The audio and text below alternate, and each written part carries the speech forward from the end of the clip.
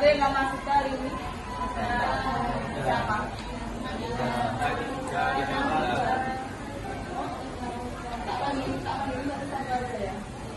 Ahmad Edri Rizal, Ahmad Irfan Arif, Ahmad Salman Al-Farisi,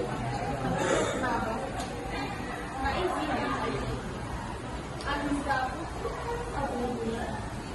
Arini Mudiana, Bagus, Citra Ayu Salam, Dinara Sofina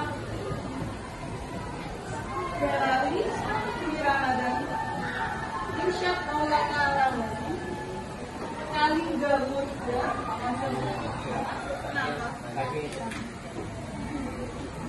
Keisha Kaila, Ronalita Laura, Mahendra Billy, Mailisia Maldini, Mislail Alma, ada lagi Nabila Emma, Octaviano Bata, Muata Adenan Jayaksa, Rafa Meka, Rahmat Jambakawan, Valino Axel Bagus, Rizky Ardian, Rizky Amalia Saada, Satya Reta Ramadhani, Selvia Ramadhani, Siberia Intina, Zelva Amira Amalia.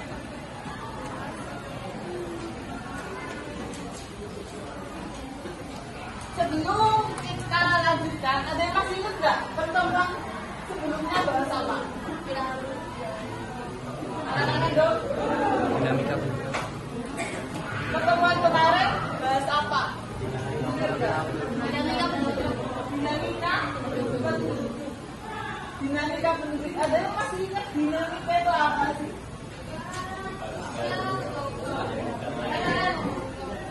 Yang ngomong.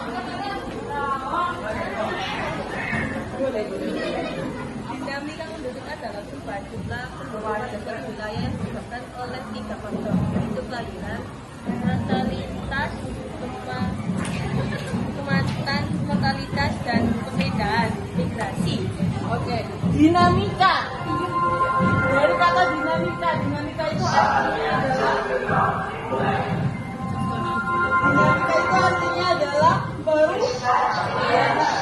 Kalau dinamika kependudukan berarti apa yang berubah?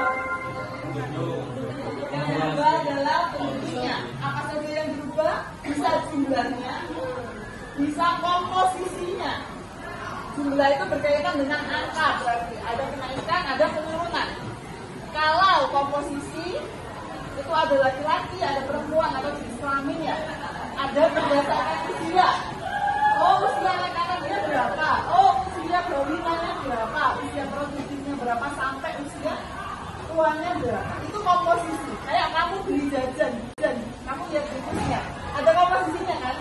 Ada tepung terigu, ada garam, ada micin. Nah, sama kayak kependudukan. Kependudukan itu ada komposisinya.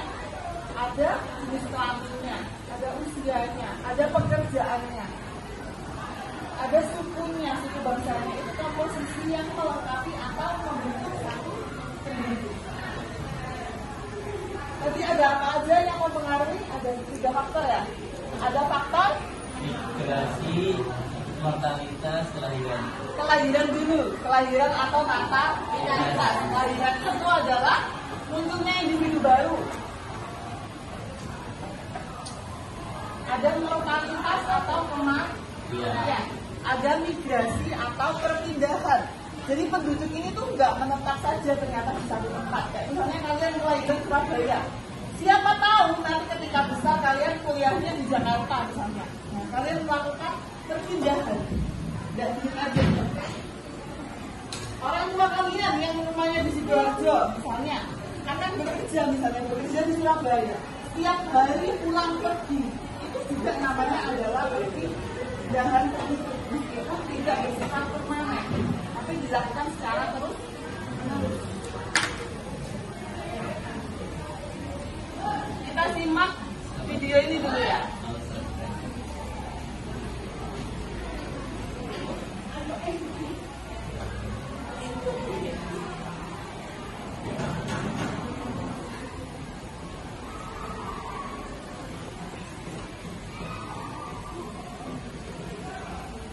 Kelihatan gambar apa? Api yang nyala itu gambar api siapa? Lihat. Suasananya gimana sih?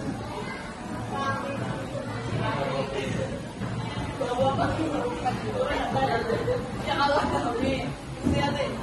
Padat nggak itu? Padat. Pernah ke pasar malam Kodam waktu malam minggu? Pernah. Ramai nggak?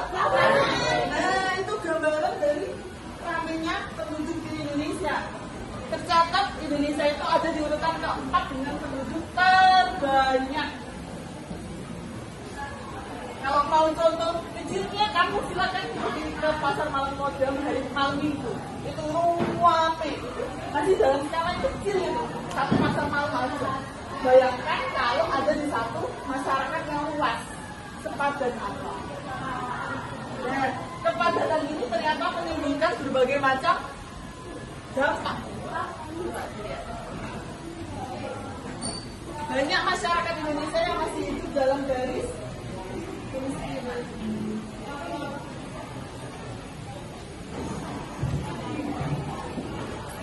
Tidak meratanya persebaran penduduk. Terfokus di pulau apa? Pulau Jawa. Kenapa kok terfokus di Pulau Jawa? Kira-kira kenapa? Karena lebih banyak fasilitasnya itu Jawa dan banyaknya anak lahiran di Jawa. Karena fasilitasnya lebih banyak di Jawa. Apalagi ada yang mau coba? Tadi ada yang namanya apa ya? Oktasia. Ya, saya Tadi kamu. Ada yang mau coba jawab tadi? Rizky Akil. Kenapa kok Pulau Jawa sih? Sekarang ada berapa? 17. Angka 17 siapa? Angka 17 Nabila. 17 dikurangi 3 berapa? 14 Mahendra Billy. Billy, kira-kira kenapa kok Pulau Jawa itu banyak penduduknya dibandingkan dengan pulau-pulau lainnya? Kenapa kok di Pulau Jawa?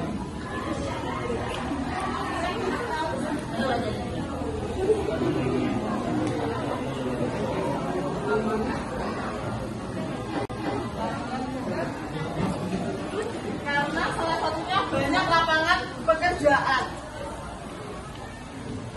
Kita lanjutkan sih.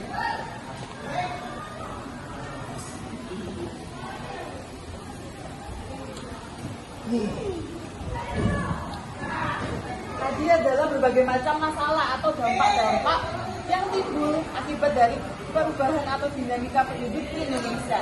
Sekarang kita masuk ke apa aja sih faktor-faktornya. Tadi sudah disebutkan ya, ada kelahiran, kematian, dan migrasi atau perpindahan penduduk. Ternyata bisa dihitung loh untuk menghitung pertumbuhan penduduknya setiap tahun itu. Kenapa kok dihitung? Supaya memprediksi banyaknya penduduk yang akan ada di masa yang akan datang. Rumusnya adalah L dikali M. L itu apa? Kali itulah lahir, dikali M itu mati, ditambah I imigrasi. Betul. Imigrasi itu berarti penduduk dari luar masuk ke dalam. Kalau imigrasi itu berarti penduduk kita yang cabut keluar.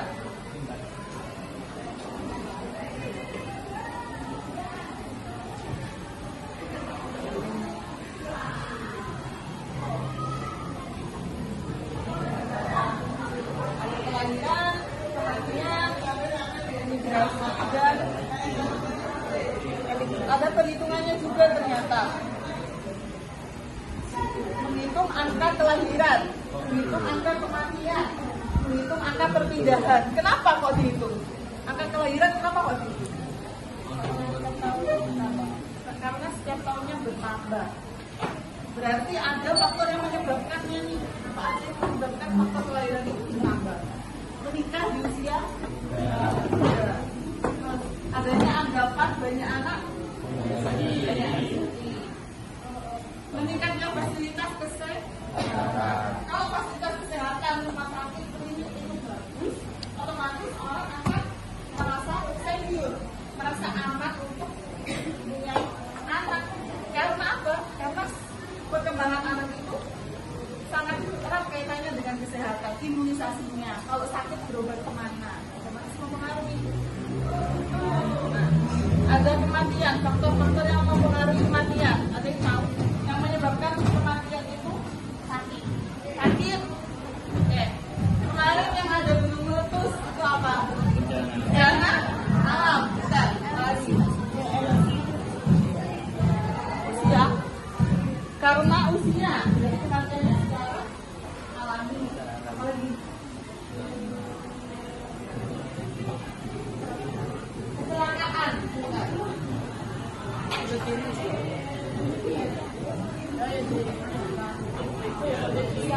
Bunuh diri juga mempengaruhi loh angka kematian di suatu negara. Korea Selatan ada yang suka K-pop, ada yang suka drama Korea. Mana anaknya itu tuh? Kalau K-pop drama Korea, Korea Selatan itu punya angka bunuh diri yang tinggi di lingkungan Asia. Karena apa? Lingkungan mereka itu membuat mereka tertekan. Pencapaiannya dipertanyakan. Misalnya udah lulus nih S1, kerja apa? Belum bekerja di kondisinya. Kerjanya apa? Oh, belum bekerja, saya masih mencari. Itu nanti akan dapat tekanan sosial dari sekelilingnya. Itu di Korea Selatan.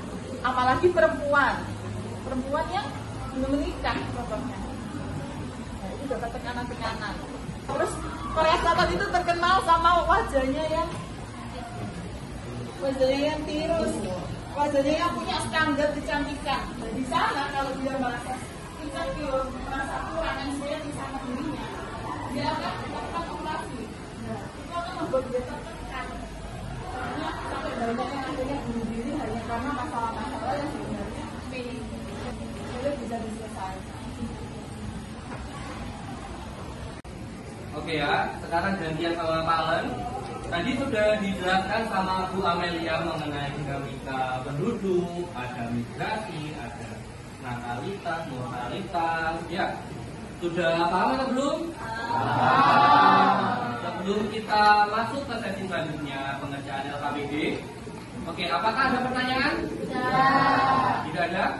Oke, kalau gitu kita langsung saja lanjut mengerjakan LKPD.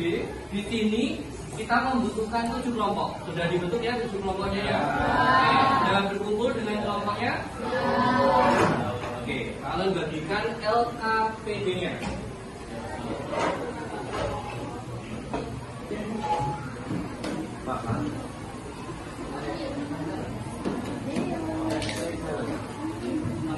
Kelompok berapa kelompok?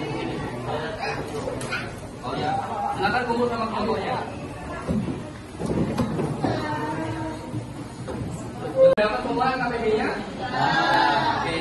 Di situ LKPD-nya adalah kalian diminta pertama baca terlebih dahulu dengan teliti orientasi permasalahannya.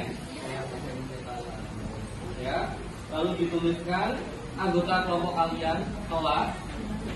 Lalu di lembar selanjutnya di situ sudah ada soal. Ya, silakan soal tersebut dikerjakan dengan cara berdiskusi bersama kelompoknya mengenai masalah apa yang akan timbul di Kabupaten Jombang jika berlandaskan pada data-data. Jadi setiap kelompok memiliki kabupaten yang berbeda. Jadi kalian analisis kira-kira dari Kabupaten Jombang apa masalahnya, dari mana sesuai dengan yang kalian dapat. Ya, sesuai seperti yang kalian dapat. Oke, silakan langsung dikerjakan. Kata ya. Oke.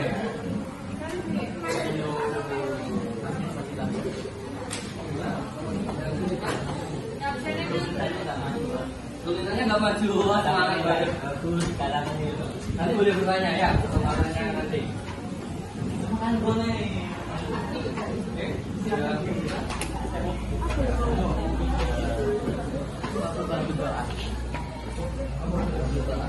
Dapat kelompok apa itu? Kabupaten Pacitan. Ya. Cara ngerjainnya tak? Dilihat jumlah penduduknya, kelahirannya berapa. Kalau kelahirannya tinggi, apa ya masalah yang kira-kira? Kalau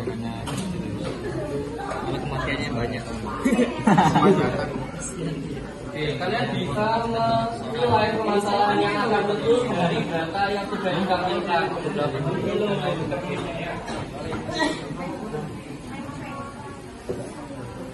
Diketahui jumlah penduduk Kabupaten Pacitan tahun 2023 adalah 580. Kelahirannya tinggi nggak itu? Rendah banget. Pacitan adalah rendah. Kelahirannya berapa? 80, Terus kematiannya berapa? 900. Masalahnya apa kalau? Depopulasi. Ya, kalau populasinya dikit, pertanian jalan nggak? Enggak. Keturunannya dilanjutkan nggak? Enggak. Masalah nggak itu? Masalah. Kamu masalahnya gitu ya caranya ya. Lihat datanya, analisis apa yang terjadi kalau misalnya itu diterapkan di Kabupaten Pacitan. Ya, ini kan yang penjemput. Yo, Cina, kan aku bisa. Lekam loh. Ini menunjukkan ada analisis. Ini ya, kelahirannya 1000 kelahiran. Jumlah kematiannya berapa? 150 berapa? Jumlah penduduknya pindah 600. Yang masuk kan banyak yang pindah populasi. Apa yang terjadi kalau misalnya satu kota penduduknya banyak yang pindah? Jadi masalah nggak? Menjawab nggak? Itu ya caranya ya.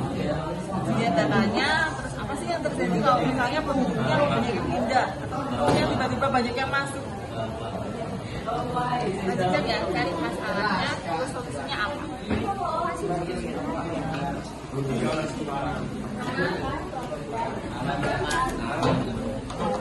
Halo, dapat kabupaten apa ini? Sumenep itu di mana? Dapat lagi panggilan. Naik apa coba? Naik apa coba? Kalian menangi naik kapal nggak? Enggak ya? Oh, pernah. Pernah? Kemana? Bangkalan apa? Ke itu apa namanya yang lihat ikan nemo itu apa?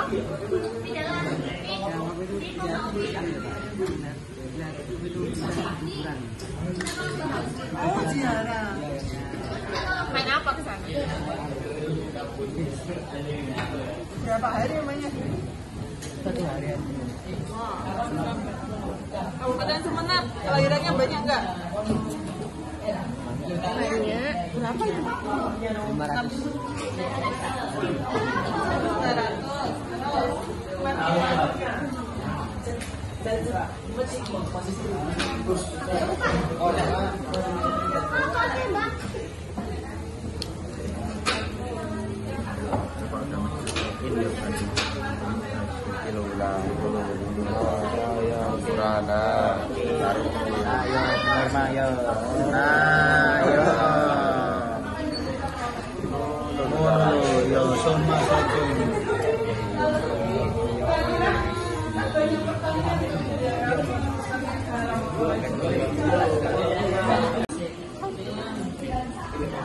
Oh, di-scan ya?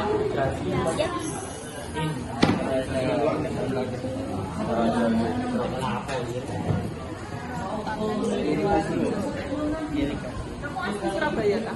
Asli Surabaya. Surabaya kan? Selatan. Daerah sini. Nah, kan mana kamu termasuk ini termasuk selatan.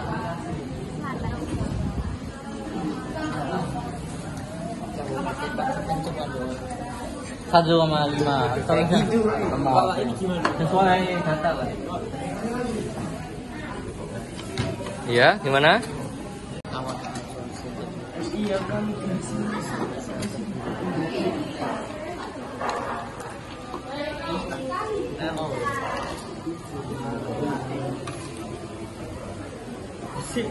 Ini bagian bangun.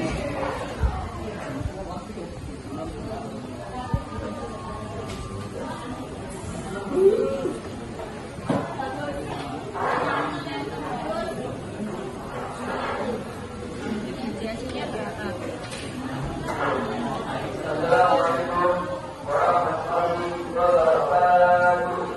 Selesai pengerjaan LKPD-nya? Sudah. Oke. Kalau gitu kita lanjut ke sesi selanjutnya yaitu presentasi. Siapa yang berpresentasi? Oke, silakan dari kelompok 3 ini ya. Oke, silakan.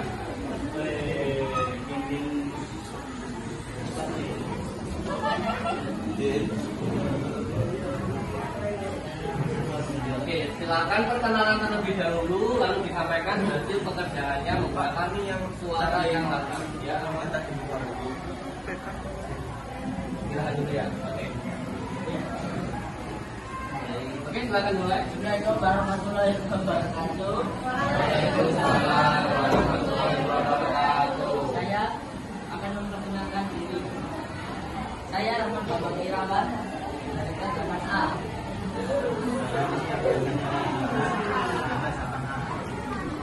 Sekolah Nabi dari kelas 8A. Saya Alhamdulillah dari kelas 8A.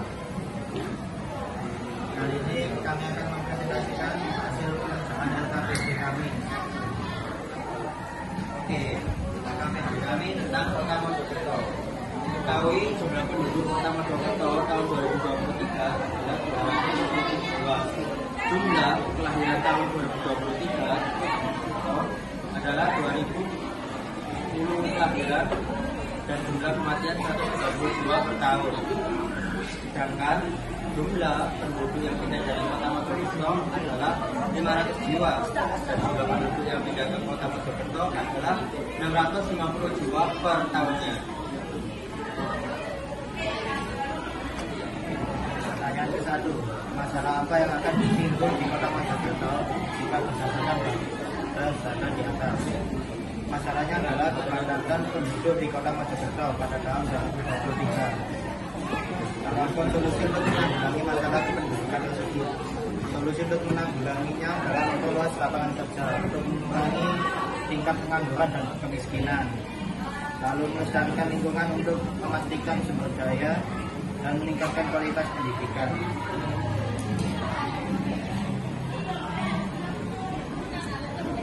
Berdasarkan data di atas, hitunglah pertumbuhan penduduk Kota Mojokerto pada tahun 2023.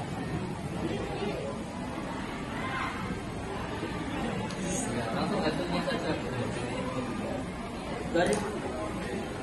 Hasilnya 2030. Sekarang ada hasil dari CGR itu adalah 6 dan hasil dari CGR itu ada 10, dari imigrasi ada 3 dan dari imigrasi ada 2. Sekian presentasi kami, apakah ada pertanyaan? Oke, silakan apabila ada pertanyaan, satu pertanyaan untuk kelompok yang sedang presentasi silakan. Yang bertanya akan ada poin tersendiri ya, silakan. Itu saja. Satu pertanyaan akan ada poin untuk satu pertanyaan. Nah, kan tadi solusinya memperluas lapangan kerja. Nah, kalau misalkan nggak ada dananya gimana?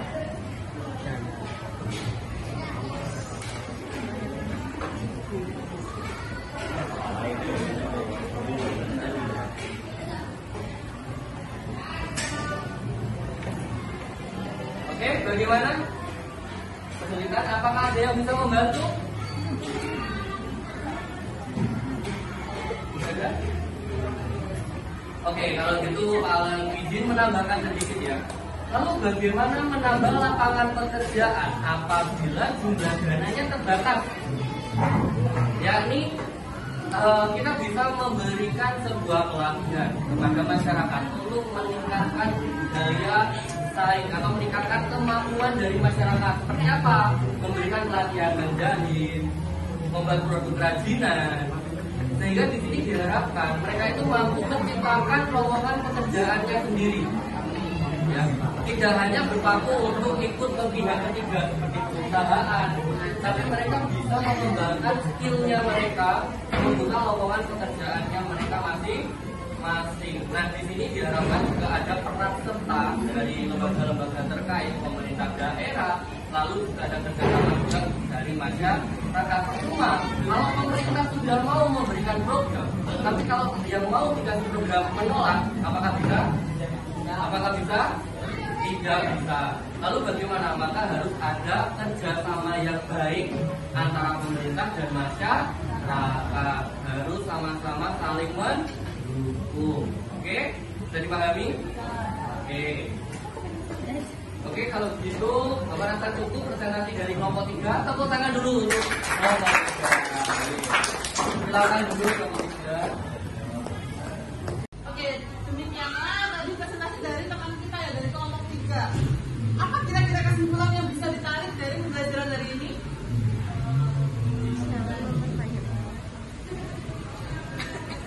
Bahwa dinamika kependudukan itu dipengaruhi oleh 3 faktor. Faktor kelahiran atau natalitas, faktor kematian atau mortalitas, dan faktor migrasi atau perpindahan penduduk. Dan ketiga faktor inilah yang dapat mempengaruhi kondisi penduduk di suatu wilayah. Tadi ada wilayah yang pertambahan penduduknya, kelahirannya banyak, maka harus disiapkan oleh pemerintah dengan fasilitas kesehatan, lapangan pekerjaan, terus pendidikannya juga, sekolahnya harus disiapkan. Ada wilayah yang penduduknya malah pergi ke luar kota. Nah, apa yang salah di sana? Pemerintah harus menganalisis. Mungkinkah fasilitasnya kurang? Mungkinkah sumber daya alatnya tercemar? Mungkinkah fasilitas kesehatannya yang kurang? Nah, ketiga faktor ini yang menjadi bahan analisis dari pemerintah daerah masing-masing untuk pembangunan wilayah yang lebih baik lagi. Nah, ketiga faktor ini adalah yang melatar belakang ini supaya pemerintah dapat menciptakan wilayah kabupaten atau kota yang lebih sejahtera, yang bermanfaat untuk wilayah, untuk masyarakatnya. Peran serta masyarakat apa? Harus turut mendukung dan mengawal. Salah satunya tadi ada pertanyaan, gimana kalau nggak ada dana, dananya kurang? Dana itu pasti ada dari pemerintah. Kalau kekurangan dana, yang bisa dilakukan oleh pemerintah adalah mencari sponsor. Yang bisa dilakukan oleh masyarakat sekitar adalah dengan mencintai yang namanya kearifan lokal. Nah, semua berangkat dari rumah masing-masing. Dikembangkan PKK-nya, dikembangkan pertaniannya, yang bisa pertanian, yang bisa tambah dikembangkan tambahnya. Jadi semuanya harus seperti kata Pak Alim tadi, harus bekerja sama. Masyarakatnya mengembangkan dirinya, pemerintah melaksanakan tugas. Jadi itulah kesimpulan dari pembelajaran pada hari ini. Selanjutnya, Ibu kita adik-adik menuliskan refleksi pembelajaran pada pagi hari ini.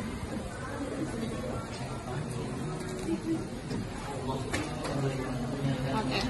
Ada lembar refleksi. Tulis 3 hal yang kalian ingat dari pembelajaran kali ini sama kesan atau pesannya untuk pembelajaran di pertemuan selanjutnya. Bisa dibagikan.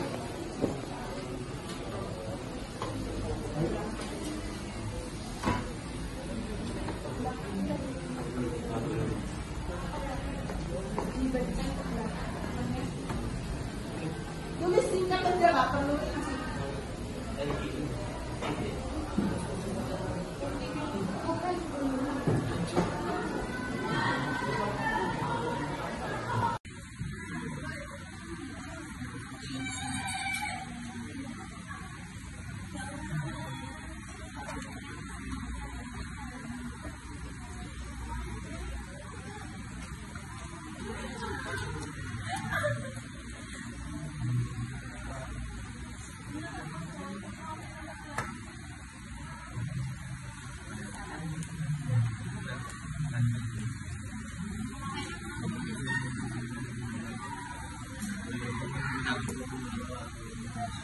Oke, sudah selesai menulis refleksinya semua? Sudah. Oke. Kalau sudah boleh dikemasi dulu barang-barangnya, kita persiapan. Nah.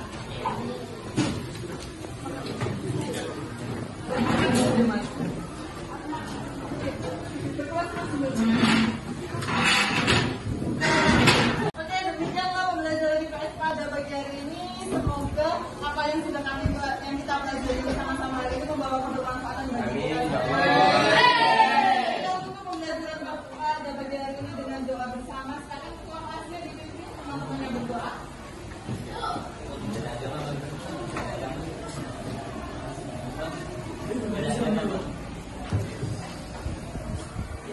Baik, sebelum mulai pelajaran hari ini, marilah kita berdoa.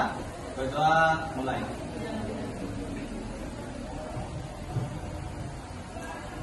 Berdoa selesai. Oke, sampai ketemu lagi minggu depan. Silakan disiapkan pembelajarannya untuk pertemuan selanjutnya. Assalamualaikum warahmatullahi wabarakatuh. Sampai ketemu lagi. Wabarakatuh.